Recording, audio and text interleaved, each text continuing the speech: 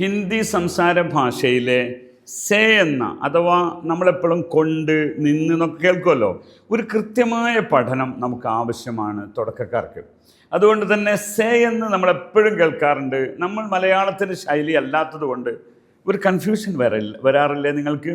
അപ്പോൾ സേ എന്നതിൻ്റെ 5 ഉപയോഗങ്ങളെയാണ് 2-3 വീഡിയോയിലൂടെ നാം പരിചയപ്പെടുന്നത്. അപ്പോൾ ഇന്ന് ആദ്യമായി നമ്മൾ പഠിക്കുന്ന ഒന്നാമത്തെ സേ നിന്ന് എന്നാണ്. നിന്ന് എന്നൊരു ഉദാഹരണത്തിലേക്ക് നമുക്ക് കടക്കാം. മേ ഘർ സേ ആ രഹാ ഹും, ഞാൻ വീട്ടിൽ നിന്ന് വരികയാണ്. മേ ഘർ സേ ആ രഹാ ഹും. നിങ്ങൾ ഒരാളോട് സംസാരിക്കുമ്പോൾ താങ്കൾ വേർ ആർ യു ഫ്രം എന്ന് ചോദിക്കാറുണ്ടല്ലോ. വേർ ആർ യു ഫ്രം എന്ന് ചോദിക്കാറുണ്ടല്ലോ.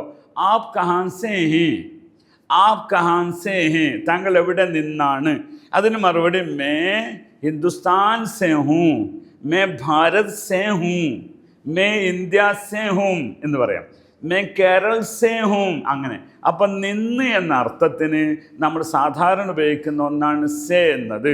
അതുപോലെ തന്നെ ഘർ സേ പൈസ ലേക്കെ ആ ജാവോ, ഘർ സേ പൈസ ലേക്കെ ആവോ, വീട്ടിൽ നിന്ന് കാശ് കൊണ്ടുവരൂ.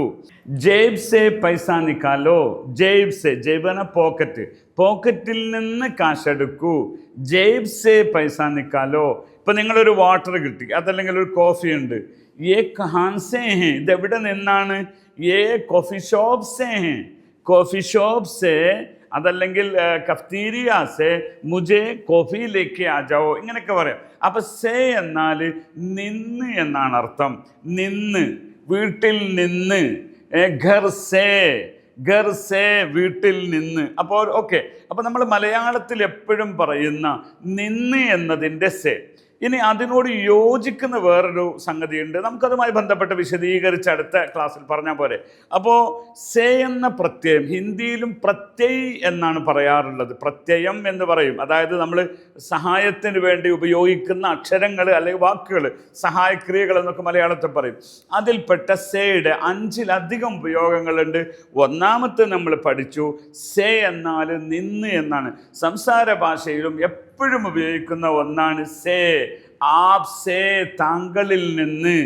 ഘർ സേ, വീട്ടിൽ നിന്ന് എന്നതാണ്. അടുത്ത പാഠത്തിൽ, അടുത്ത ക്ലാസ്സിൽ നമുക്ക് അതിൻ്റെ 2ാമത്തെ ഉപയോഗത്തെ പഠിക്കാം. ധന്യവാദം.